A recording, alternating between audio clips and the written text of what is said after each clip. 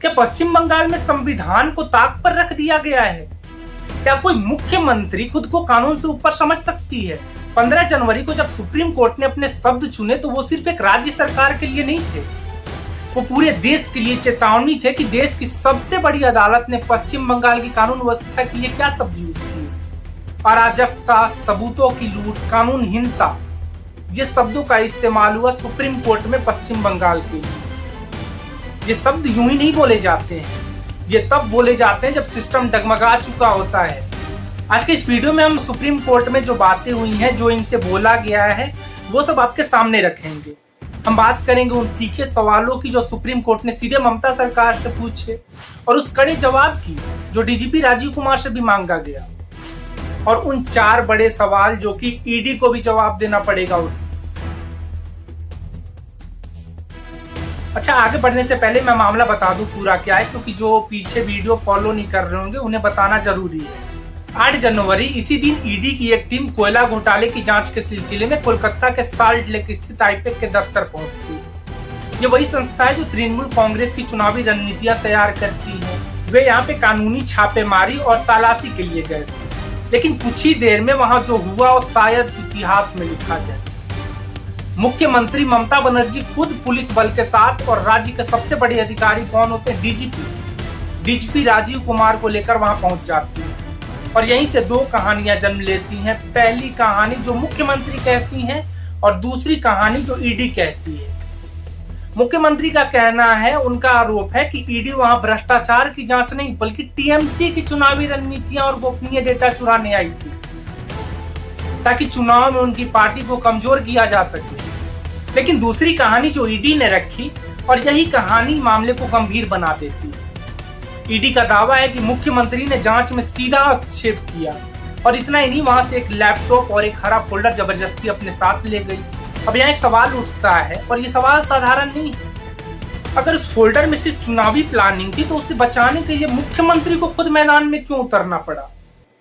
क्या उन्हें अदालत पर भरोसा नहीं था, या फिर उस हरे फोल्डर में ऐसा कुछ था जिसका बाहर आना सरकार के लिए खतरा बन सकता था? और ये मामला यही नहीं रुका, उसी दिन ये पूरा मामला अदालत पहुंचा तो वहां के हालात इतने बिगड़ गए कि कोर्ट को अपनी कार्यवाही रोकनी पड़ी। हंगामा, शोर, व्यवस्था, इस कदर की अगली सुनवाई के लिए अदालत ने साफ आदेश दिया कि सिर्फ केस से जुड़े वकीलों को ही एंट्री मिलेगी और तारीख तय हुई 14 जनवरी। इसी दिन ममता सरकार और तृणमूल कांग्रेस कलकत्ता हाईकोर्ट पहुंचे और एक खास दलील के साथ। सरकार की याचिका थी कि आईपैक के दफ्तर से जो ईडी डेटा या दस्तावेज ले जा रही है उसकी सुरक्षा सुनिश्चित की जाए, क्योंकि उसमें उनकी चुनाव जीतने की गोपनीय रणनीतियां हैं। लेकिन तभी कोर्ट में आया एक असली ट्विस्ट। जस्टिस अमृत सिन्हा की बेंच के सामने ईडी ने ऐसा बयान दिया कि पूरे मामले को पलट दिया।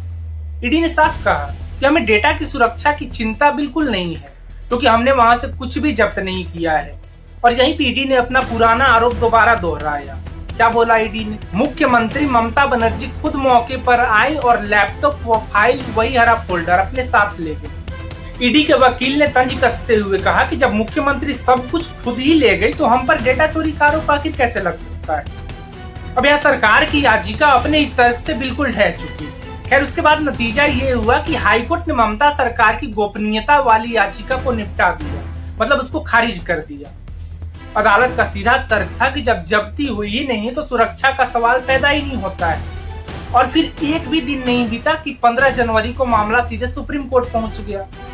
अब यहाँ सुप्रीम कोर्ट ने तीनों से क्या क्या सवाल किए हैं बारी बारी से वो जानते हैं। सबसे पहले सुप्रीम कोर्ट ने पश्चिम बंगाल सरकार द्वारा ईडी के खिलाफ जो नई याचिका दायर की गई थी उस पर फिलहाल रोक लगा दी है। इसके बाद कोर्ट ने कोलकाता हाईकोर्ट में वो उस हंगामे पर गंभीर चिंता जताई और साफ शब्दों में कहा कि ये स्थिति कानूनहीनता की ओर इशारा करती है। सुप्रीम कोर्ट ने राज्य सरकार को सीधा आदेश दिया कि छापेमारी वाली दिन की पूरी सीसीटीवी फुटेज को सुरक्षित रखा जाए। लेकिन मामला यहाँ भी खत्म नहीं हुआ। कोर्ट ने कहा कि अभी ऐसे कई सवाल हैं जिनका जवाब पश्चिम बंगाल सरकार को हलफनामे पर देना होगा और इसके लिए तारीख तय की गई 3 फरवरी। अब सबसे बड़ा सवाल जो सुप्रीम कोर्ट ने सीधे मुख्यमंत्री ममता बनर्जी से पूछा, जब ईडी की टीम कोयला घोटाले से जुड़े मामले की कानूनी जांच कर रही थी तो वहां मुख्यमंत्री के हस्तक्षेप का आधार क्या था? और दूसरा सवाल और भी गंभीर था, ईडी ने कोर्ट में दावा किया कि छापेमारी के दौरान इलेक्ट्रॉनिक उपकरण और हरा फोल्डर मुख्यमंत्री अपने साथ ले गए और इस पर जस्टिस प्रशांत कुमार मिश्रा की बेंच ने राज्य सरकार से स्पष्ट जवाब मांगा है। बेंच ने साफ कहा है कि राज्य की कोई भी एजेंसी किसी केंद्रीय जांच में हस्तक्षेप नहीं कर सकती और चेतावनी दी कि अगर इस तरह के मामले अनसुलझे रहे तो देश में अराजकता फैल सकती है। और यहीं से मामले ने एक और बड़ा मोड़ लिया। सुप्रीम कोर्ट ने ममता बनर्जी और डीजीपी राजीव कुमार से खास तौर पर पूछा, इस पूरे मामले की जांच सीबीआई को क्यों ना दी जाए। ईडी का तर्क सीधा था, ये बिल्कुल लॉजिकल है। जब आरोपी खुद राज्य की मुख्यमंत्री हो और दूसरा क्या है पुलिस अधिकारी, वो भी राज्य का शीर्ष पुलिस अधिकारी डीजीपी हो, तो बंगाल पुलिस से निष्पक्ष जांच की उम्मीद कैसे की जा सकती है। ईडी ने कोर्ट से यह मांग की कि घटना के वक्त मौजूद वरिष्ठ पुलिस अधिकारियों को तुरंत सस्पेंड किया जाए और उनके खिलाफ विभागीय जांच शुरू हो। हालांकि कोर्ट ने इस पर भी राज्य सरकार से अपना पक्ष मांगा है, जो कि अभी 2 सप्ताह में देना है उन्हें। और उधर वही ममता बनर्जी के वकील कपिल सिब्बल जो थे, उन्होंने दलील दी कि ईडी चुनाव से जुड़े डेटा में दखल दे रही है।